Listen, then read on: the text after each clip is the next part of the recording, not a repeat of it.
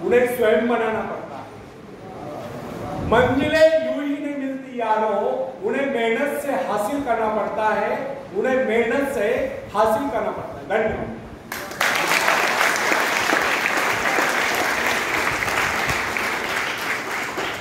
Friends, जब सागर शांत हो तो जहाज के चालक को अधिक होशियार से जहाज चलाने की आवश्यकता नहीं पड़ती, लेकिन जैसे तूफान आता है और जहाज डूबने का खतरा पैदा होता है, तब यही चालक या कप्तान अधिक सावधानी बरतने लगता है। जब जहाज में सवार सभी लोग घबरा रहे होते हैं, तब यही कप्तान मुस्कुराता हुआ अपनी संपूर्ण योग्यता को काम में लाता हुआ जहाज को डूबने के संकट से बचाकर सही सलामत ले जाता है। वास्तविक ऐसी योग्यता की परीक्षा दुख और संकट के समय में होती है। जब कोई इंसान थोड़ी पूंजी लगाकर अपने व्यापार का विस्तार करता है तो उसे वर्षों तक कठोर परिश्रम करने पड़ते हैं। इस परिश्रम से वह कुछ कमाने होता है। यह परिश्रम ही उसके विजय का प्रतीक होते हैं। अपने ग्राहकों को शब्द जाल में फंसाकर अपने व्यापार को बढ़ाता है और एक दिन सफल व्यापारी बन जाता है। बाद में छोटे मोटे कारोबारी संकट उसका कुछ नहीं बिगाड़ पाते। जो लोग इससे पहले उसे कम पूंजी वाला समझकर उसका मजाक उड़ाया करते थे, आज वही लोग उसकी सफलता की प्रशंसा करते नजर आते हैं। इसे कहते हैं अपने हाथों अपने भाग्य का निर्माण, आत्मशक्ति का चमत्कार। फ्रेंड्स, जिसके पास धन की शक्ति हो उसे शिक्षा प्राप्त करके या विद्या प्राप्त करके आत्म विकास करने का अवसर कहां है? वह तो धन की शक्ति पर निर्भर होकर नहीं सोचता रहता मैं चाहूं तो विद्वानों को खरीद सकता हूं। लेकिन फ्रेंड्स, जो विद्या प्राप्त करना सबसे जरूरी समझता है वह रात भर अध्ययन करता रहता है, क्योंकि उसे पता है कि उसका कोई सहारा नहीं है। सहारा बनेगा तो वह उसका अपना स्वयं का ज्ञान।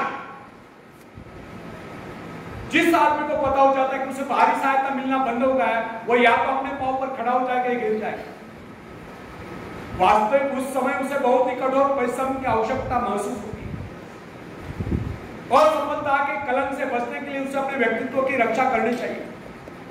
ऐसे लोग अपने आत्मविश्वास की शक्ति के बल पर दिन रात कड़ी मेहनत करते हैं और सफल हो जाते हैं। फ्रेंड्स, जब मनुष्य पर संकट की घड़ी आ जाती है, जब वह किसी भी तरह से अपनी जीविका चलाने में असमर्थ हो जाता है, तब कोई विरला ही होता है जो सफलता प्राप्ति के लिए पूर्ण पसीना एक कर देता है ताकि उसे असफलता का मोह न रखना पड़े। संकट काल में तो मनुष्य की बुद्धि का पता चलता है। कई बार ऐसे अवसर पर ऐसी सफलता मिलती है जिसकी मनुष्य ने सपने में भी आशा नहीं की होती। वह स्वयं सोचने लगता है कि मुझे इतनी सफलता कैसे मिली।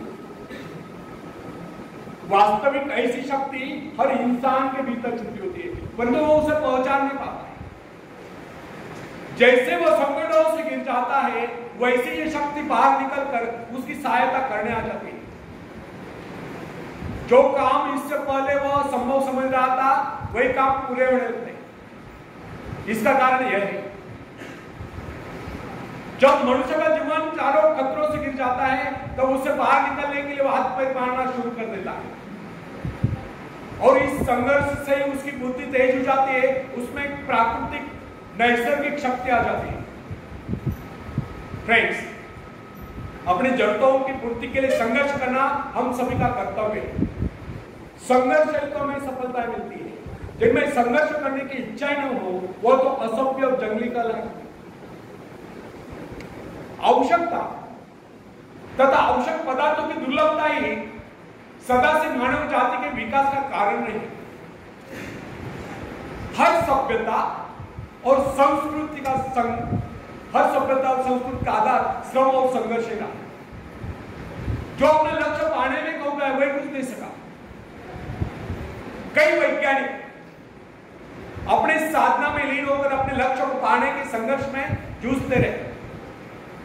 उनके परिवारजन अभावग्रस्त होकर भूखे मरते रहे, परंतु उन्होंने अपने उद्देश्य को प्राप्त करके चैन की सांस ली। जब उन्हें सफलता प्राप्त हुई तो लोगों को उनके आविष्कार बहुत बड़े आश्चर्य से प्रतीत हुए। फ्रेंड्स, आवश्यकता ही आविष्कार की जर्नी, शोध की जर्नी है। यह जरूरत का ही कमाल है जिसने मानवीय सभ्यता को कहां से कहां पहुंचा दिया, अश्म युग से संगणक युग तक।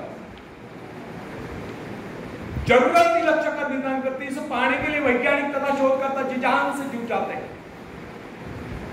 मनुष्य की गुप्त शक्ति का पता उस समय चलता है जब कोई जरूरत आकर उसके सामने खड़ी होती है, उसकी पूर्ति के लिए वो संघर्ष करता है। मनुष्य की यह गुप्त शक्ति आपातकाल में प्रकट होती है। इसका सीधा अर्थ यह हुआ, यदि मनुष्य को किसी वस्तु की आवश्यकता न हो तो उसके आंतरिक शक्ति का अंत हो जाए। बाहरी सहायता लेने से भी इस आंतरिक शक्ति को बाहर निकलने का अवसर नहीं मिलता। जो काम इस शक्ति द्वारा लिया जाने वाला था, वही काम हम दूसरों की सहायता लेकर झटपट कर डालते हैं और पंगु तथा शक्तिहीन बने रहते हैं। इसलिए हमें एक बात कदापि नहीं भूलनी चाहिए, अपने मित्रों की सहायता लेने के बजाय या दूसरों की सहायता लेने के बजाय अपने आंतरिक शक्तियों की सहायता लेना हमारे लिए अधिक उचित होगा। क्योंकि आत्मनिर्भरता एक ऐसी शक्ति है जो मित्रता यानी कि मित्रों से हुई सहायता, प्रभाव, दूसरों का प्रभाव, धन संपत्ति, दाम्पत्य, ऊंचा वंश यानी कि ऊंचे खानदान में जन्म को आयु व्यक्ति का सहारा लेना या बाहरी किसी भी प्रकार की सहायता, इन सब की सामूहिक शक्ति से ही शक्तिशाली होती है। इन शॉर्ट, आत्मनिर्भरता एक ऐसी शक्ति है जो मित्रता, प्रभाव, धन संपत्ति, ऊंचा वंश या बाहरी किसी भी प्रकार की सहायता, इन सब की सामूहिक शक्ति से ही शक्तिशाली होती है। आत्मनिर्भरता की सहायता लेकर मनुष्य भीषण से भीषण बाधाओं को भी पार कर जाता है, भयंकर कठिनाइयों पर भी विजय प्राप्त करता है, बड़े से बड़े आविष्कार यानी कि शोध करने में भी सफल हो जाता है। इंसानी गुणों में सबसे अधिक शक्ति आत्मनिर्भरता की। जो इंसान अपने सहारे जीता है, जो अपने बल पर चलता है, जो अपने लक्ष्य पर चट्टान के भांति डटा हुआ है, जो बाधाओं को सामने देखकर जरा भी विचलित नहीं हुआ, जिसे अपनी कार्य कुशलता और कर्म शक्ति पर पूरा विश्वास है, वही सफल होता है। सत्य, पवित्रता और सुंदरता पर प्यार करना मनुष्य का स्वभाव। जो व्यक्ति मौलिक विचारों के बल पर जीता है, जिसके कुछ सिद्धांत हैं जिन पर वह आरूढ़ रहता है, जो अपने मसलों पर दृढ़ता से काम है, लोग उसे आश्चर्य से देखते हैं, उसके अनुयायी यानी कि शिष्य बनने का प्रयत्न करते हैं, क्योंकि लोगों की दृष्टि में वो महान। फ्रेंड्स, यदि आप भी महान बनना चाहते हो तो अपनी शक्तियों को पहचानो। ईश्वर ने जो शक्ति आपको प्रदान की है वो आपके भीतर छुपी हुई है, उसे जगाकर बाहर लाओ। यदि आप उसे जगाने में सफल हो गए तो सफलताएं आपके कदमों तले होगी और आप कामयाबी के शिखर पर होंगे। आखिरी में हरिवंश राय बच्चन जी की एक कविता में पेश करता हूं। शायद आपने अमिताभ बच्चन जी की आवाज में सुनी होगी, मैं मेरे अंदाज में सुनाता हूं, आप भी मुझे साथ देंगे।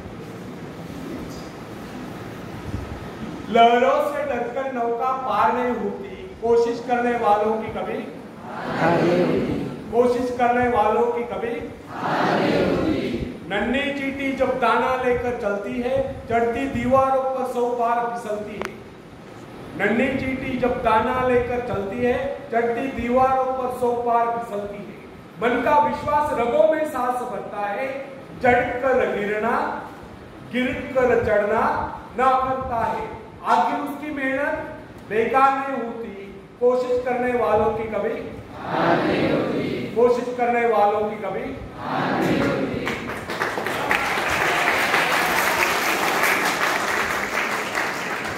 डुबकिया सिंधु में गोताखोर लगाता है, सिंधु में भी समुद्र, डुबकिया सिंधु में गोताखोर लगाता है, जा कर खाली हाथ लौट कर आता है। मिलते नहीं सजी मोती गहरे पानी में, मिलते नहीं सोची मोती गहरे पानी में, मुट्ठी उसकी खाली हर बार नहीं होती, कोशिश करने वालों की कभी हार नहीं होती, कोशिश करने वालों की कभी हार नहीं होती। और आखिरी